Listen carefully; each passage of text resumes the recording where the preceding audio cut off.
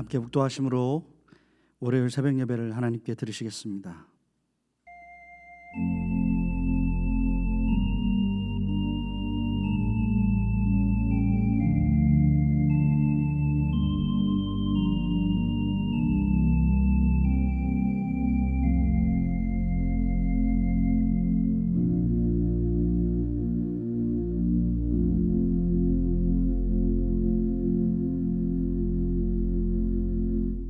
참 좋으신 하나님, 영원히 영광받기 합당하신 하나님, 우리의 마음을 모아 주님 앞에 이렇게 첫 시간 예배를 올려드리게 하시니 감사합니다. 우리의 예배의 시종을 주께서 주관하여 주셔서 하나님의 이름만 높여지게 하시고 우리에게 주님이 주시는 은혜가 풍성한 시간이 될 수 있도록 인도하여 주시옵소서. 주님을 온전히 바라보고 믿음을 지킴으로 말미암아 우리의 입술에서 하나님을 영원히 찬양하는 그런 우리의 복된 삶이 되도록 인도하여 주시기를 간절히 원합니다. 하나님, 우리의 삶에서 여전히 어려운 그런 문제들이 있습니다. 그러나 주님께서 우리를 붙들어 주시고 인도하신다는 것을 끝까지 믿게 하시고 믿음 지켜서 반석 위에 하나님 바로 서서 주님 뜻대로 살아가는 우리의 삶이 되도록 인도하여 주시옵소서. 그래요, 하나님 우리의 삶을 통하여 늘 영광 받으시기를 간절히 원합니다. 이 예배를 통하여 우리에게 풍성한 은혜를 주실 하나님을 기대하며 예수 그리스도의 이름으로 기도합니다. 아멘. 찬송가 419장 1절 2절 찬송 부르시겠습니다.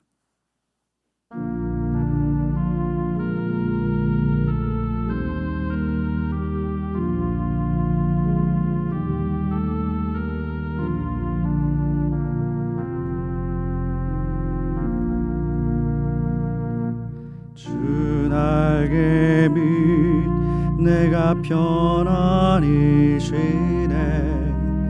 밤 깊고 비바람 불어쳐도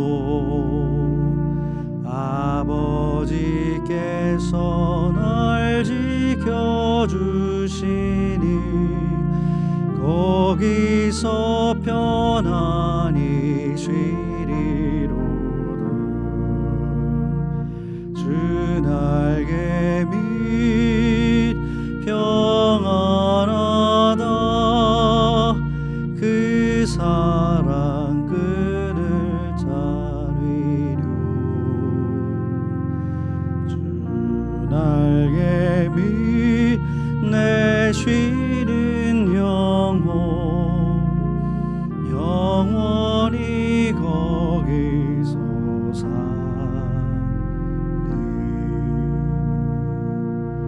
주 날개 밑 나의 피난처 되니 거기서 쉬기를 원하노라. 세상이 나를 위로치 못하나 거기서 평화를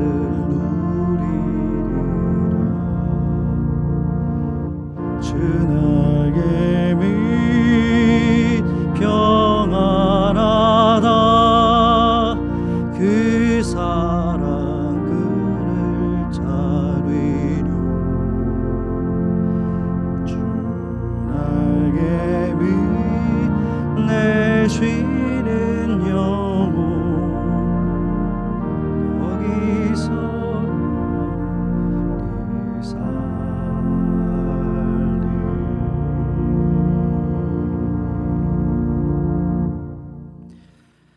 하나님 말씀 시편 11편입니다. 1절로 7절 말씀입니다. 시편 11편 1절로 7절 말씀 봉독해 올리겠습니다. 내가 여호와께 피하였거늘 너희가 내 영혼에게 새같이 내 산으로 도망하라 함은 어찌함인가. 악인이 활을 당기고 화살을 시위에 먹으며 마음이 바른 자를 어두운 데서 쏘려 하는도다. 터가 무너지면 의인이 무엇을 하랴. 여호와께서는 그의 성전에 계시고 여호와의 보좌는 하늘에 있으며 그의 눈이 인생을 통촉하시고 그의 안목이 그들을 감찰하시는도다. 여호와는 의인을 감찰하시고 악인과 폭력을 좋아하는 자를 마음에 미워하시는도다. 악인에게 그물을 던지시리니 불과 유황과 태우는 바람이 그들의 잔의 소득이 되리로다. 여호와는 의로우사 의로운 일을 좋아하시나니 정직한 자는 그의 얼굴을 배우리로다. 아멘. 고대인들에게 산은 지금 현대인들이 느끼는 산과 사뭇 달랐습니다. 지금 우리는 산하면 아주 친숙한 곳입니다. 잠시 일상을 떠나서 휴식이 필요할 때, 힐링이 필요할 때 우리는 산으로 향하곤 합니다.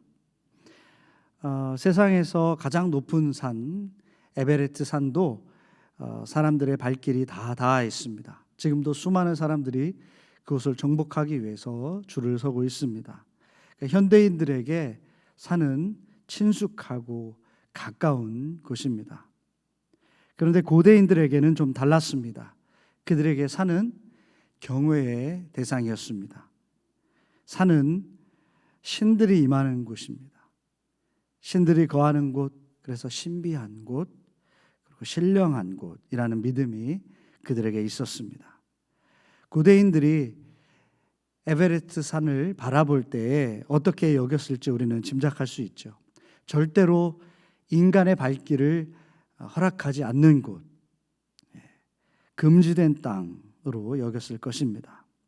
이처럼 산에 대한 동경과 이 경외심이 고대인들에게는 있었습니다. 성경도 그러한 모습들을 그대로 보여주고 있습니다. 하나님도 모세를 만난 곳이 어떤 곳이에요? 신의 산입니다. 산 정상에서 만나 주셨습니다. 사람들은 산에, 그래서 산당을 지어서 거기서 하나님을 경배했습니다. 또 우리 예수님도 산에서 영광스러운 모습으로 변모하셨습니다.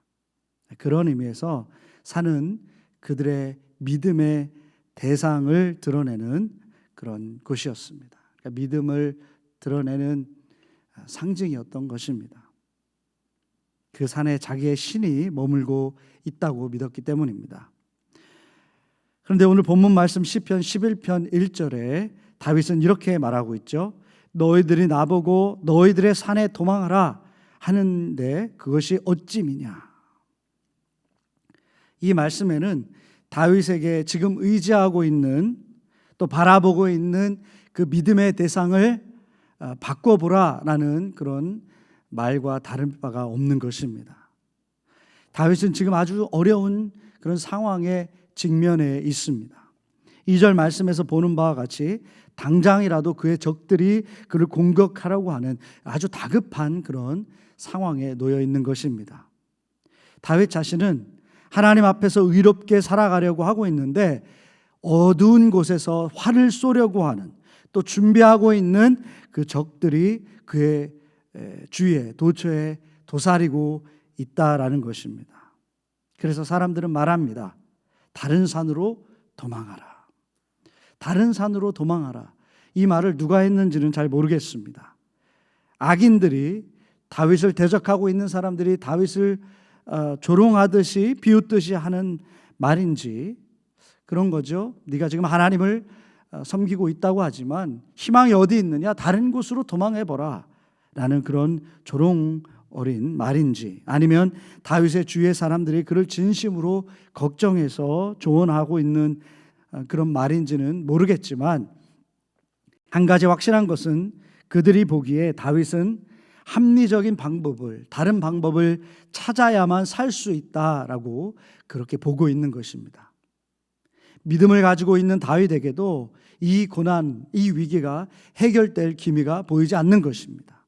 다만 뭔가 다른 방법을 찾아야 되고, 지금 상황에서 도망하지 않으면 안 되는 그런 상황이고, 그의 믿음도 상황을 낮게 더 보다 나아지게 만들고 있지 못하고 있으니 다른 대안을 가져야 한다, 다른 믿음을 가져야 한다라고 그렇게 말하고 있는 것입니다. 여러분, 이러한 말들이 오고 가고 있는 그런 상황이라면 어떠한 희망도 남아있지 않는 그런 상황처럼 보여지고 있는 것입니다. 우리가 살다 보면 이러한 위기에 빠질 때가 분명히 있습니다. 이렇게 숨막히는 상황에 놓여 있을 때 믿음의 사람들은 어떻게 해야 할까요? 그래도 하나님께 피해야 합니다. 하나님께서 피난처가 되신다는 사실을 어떤 상황에서도 놓지 말아야 하는 것입니다. 다윗은 이렇게 외칩니다. 내가 여호와께 피하였거늘 터가 무너지면 의인이 무엇을 하랴. 터가 무너지면 의인도 아무것도 아니다라는 말이죠. 다윗은 아무리 원수의 공격이 치밀하고 내 인생이 순식간에 무너질 것 같은 그런 위기에도 나는 주께 피한다. 그분은 내 심지의 터가 되신다 라고 고백하고 있습니다. 현실의 문제에 휘둘리지 않고 세상을 향해서 담대하게 선포하고 있죠. 나는 주님께 피한다. 여러분, 주님이 우리의 터전이 되어야 합니다. 다 부서지고 터전만 남아 있어도 그 터가 굳건히 세워져 있으면 그 위에 다시 세울 수 있는 것이 우리의 인생인 것입니다. 터가 남아 있으면 우리에겐 희망이 있습니다. 여러분이 인생에 위기가 오면 내가 어떤 터전 위에 서 있는지 분명하게 드러납니다. 그 전에는 여러 가지 것들로 우리의 인생을 덮고 있어서 그런 것들로 가려져 있어서 분명하게 보이지 않았지만 삶의 위기로 모든 거품들이 사라지고 난 다음에는 그 가장 깊은 그곳에 그 믿음의 터전이 밝히 보여지게 되는 것입니다. 내가 과연 어떤 터전을 중심으로 삼아서 서 있었던가, 어떤 것으로 믿음을 삼아 왔는가, 그것이 드러납니다. 그곳에서 주님을 온전히 의지하기를 원합니다. 두 발로 주님의 터에 굳건히 서서 그렇게 살아가기를 간절히 원합니다. 성경에 보면 그렇게 흔들리지 않는 반석 위에 믿음 위에 세워진 그런 인물들이 많이 나오죠. 그 중에 다니엘과 그의 세 친구를 한번 살펴보겠습니다. 그들은 두 번이나 죽을 그런 위기에 처해 있었습니다. 다 하나님을 향한 믿음을 거두지 않았기 때문입니다. 그래서 그들은 한 번은 불구덩이에 한 번은 사자굴에 들어갈 그런 위기 가운데 있었습니다. 느부갓네살은 금신상을 만들어서 느부갓네살 왕은 금신상을 만들어서 사람들에게 말했죠. 그것들에게 절하라. 다니엘과 그의 친구들은 절할 수가 없었습니다. 다른 신하들의 고발로 이 느부갓네살 왕 앞에 선 다니엘과 그 친구들, 왕은 그들에게 말합니다. 지금이라도 그 신상에게 절을 하면 목숨은 살려주겠다. 그러나 그런 말을 하는 왕에게 향해서 다니엘은 이렇게 선언합니다. 왕이시여, 왕이 우리를 불구덩이에 넣어도 우리는 절대로 그 금신상에 절을 할 수가 없습니다. 왕이 우리를 그곳에 넣어도 하나님께서 우리를 지켜주실 것입니다. 그러나 그렇지 않더라도, 무슨 말입니까? 그렇지 않아서 우리가 그 불구덩이에서 죽게 될지라도 절대로 그 금신상에는 절을 하지 않겠다라고 그렇게 선포합니다. 그리고 하나님은 그들을 불구덩이에서 구해 주셨습니다. 나중에 사자굴에서도 마찬가지였습니다. 이들의 말씀을 통해서 우리에게 주시는 하나님의 그런 뜻은 무엇인가요? 하나님을 온전히 섬기는 자, 인생을 걸고 하나님의 뜻에 순종하는 자를 하나님께서는 지키신다라는 것이죠. 하나님은 그들의 피난처가 되어주시고 반석이 되어주시고 그들의 요새가 되어주신다라는 말씀인 것입니다. 여러분, 우리도 이렇게 세상에 강력하게 선포하기를 원합니다. 나는 내 거룩한 산을 바꾸지 않을 것이다. 주 하나님이 나의 거룩한 산이 되시고 나의 반석이 되시고 나의 피난처가 되시고 나의 요새가 되신다. 터가 무너지면 내가 무엇을 하랴 라고 고백한 다윗처럼 하나님이 나의 반석이 아닌 삶은 나에게는 의미가 없다. 주님을 위해 나의 심지를 두지 않는 삶은 나에게 없다. 주님 앞에 나의 믿음을 드리지 않는다면, 그런 삶이 나의 삶이라면 아무런 의미가 없다 라고 그렇게 당당히 외치면서 주님만 신뢰하기를 원합니다. 그래야 하면 주님께서 다니엘을 지켜주시고 다윗께도 함께 해주셨던 그 주님이 우리에게도 함께 하시고 우리의 삶에서 지켜주실 것입니다. 인생이 한없이 흔들릴 때 하나님께 피하는 그의 백성들은 눈을 들어 감찰하시는 하나님을 바라봐야 합니다. 우리의 인생에 위기가 오고 당장 뭔가 좋은 방향으로 일이 진행되고 있지 않는 그런 상황일지라 해도 아무 일도 좋은 일이 아무 일도 안 일어나고 있다고 할지라도 아무것도 하나님께서 안 하고 있는 것이 아닙니다. 하나님께서 먼저 그의 모든 상황을 뚜렷한 시선으로 감찰하고 계시는 것입니다. 다윗은 이렇게 고백합니다. 주님의 눈이 인생을 통촉하시고 그의 안목이 그들을 감찰하시도다. 주님은 졸지도 아니하시고 주무시지도 아니하시고 모든 인생들을 감찰하고 계시는 것입니다. 그것이 우리에게 어떤 의미로 다가오나요? 주님이 불꽃 같은 눈으로 모든 것을 감찰하고 계시기에 우리는 그분을 바라보면 되는 것입니다. 쉬지 않고 우리를 바라보시는 그분의 시선에 우리의 시선을 둘 때 어떤 일이 일어날까요? 우리는 주님과 눈 맞출 수 있는 그런 은혜가 있다는 것을 우리는 기억해야 될 줄 믿습니다. 여러분, 우리 주 예수 그리스도와 눈 맞춤을 가진 사람들은 모두가 은혜를 입었습니다. 주님을 간절히 찾고 부른 10명의 문둥병자들, 어느 누구 하나 그들의 아픔에 마음을 주지 않았고 누구 하나 그들을 쳐다보지 않았지만 그들이 주님을 부르고 주님과 눈 맞춤을 할 때 그들은 고침을 받는 그런 은총을 얻었던 것입니다. 삭개오는 어떻습니까? 세상 성공을 위해서만 달려왔습니다. 세상 성공을 위해서 모든 것을 걸고 살아왔던 삭개오. 예수님이 온다는 소식을 듣고 높은 곳에 올라가서 주님을 구경이나 해보자 라고 뽕나무에 올라갔지만 그가 그때 주님과 눈이 마주쳤을 때 주님은 그의 인생에 들어오고 그는 진정으로 주님을 경험하고 그의 삶에 구원이 임한 것을 우리가 보게 됩니다. 하나님께서 언제나 감찰하신다는 것은 죄인에게는 두렵고 떨리는 사실이지만 믿는 자들에게는 주님을 배울 수 있는 한없이 큰 기회이고 은혜인 것입니다. 한 번은 가족 여행 중에 여행지에서 기독교 물품을 판매하는 작은 그런 상점에 들렀습니다. 거기에서 아주 눈에 띄는 너무나 마음에 드는 한 물건을 발견해서 구입했습니다. 벽에 이렇게 세워놓는, 벽에 붙여놓는 그런 신앙의 믿음에 담긴 그런 글귀가 담기는 물건이었습니다.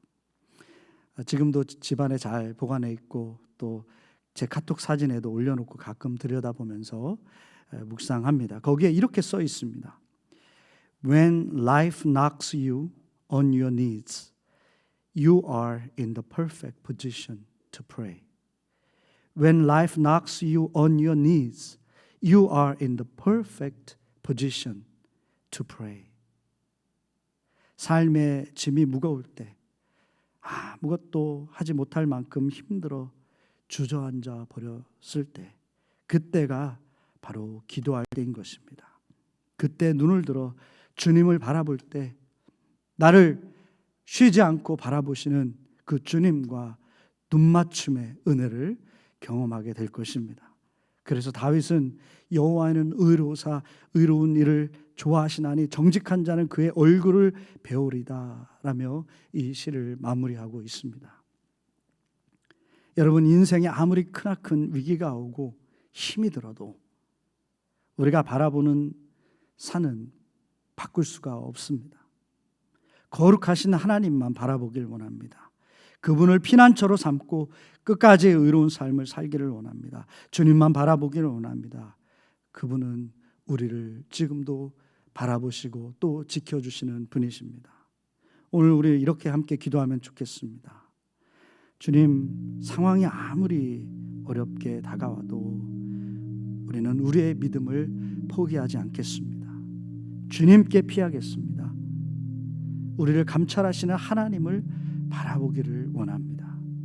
그때 주님을 뵙기 원합니다. 주님과 눈맞춤의 그 은혜를 경험하기를 원합니다. 끝까지 의롭게 주님 앞에 타협함 없이 믿음대로 살아가게 인도하여 주시옵소서. 우리 말씀을 기억하며 묵상의 기도를 잠시 드리시겠습니다.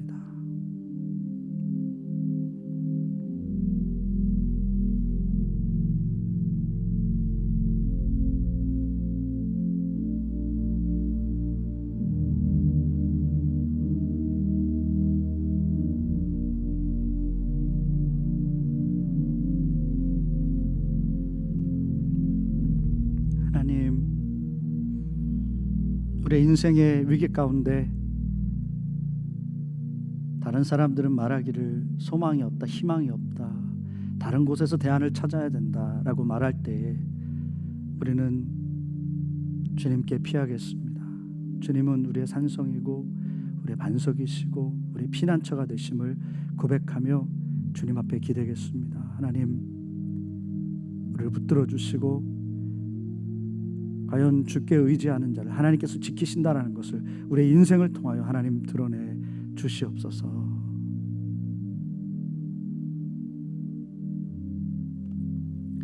이제는 우리 주 예수 그리스도의 은혜와 하늘 아버지의 놀라우신 사랑과 성령의 감화 감동 역사 충만하심이 오늘도 믿음 위에 또 피난처 되신 주님 안에서 온전히 살아가기로 결단하고 나아가는 우리 성도님들 머리 위에 이제부터 영원토록 함께하여 주시기를 간절히 축원하옵나이다. 아멘.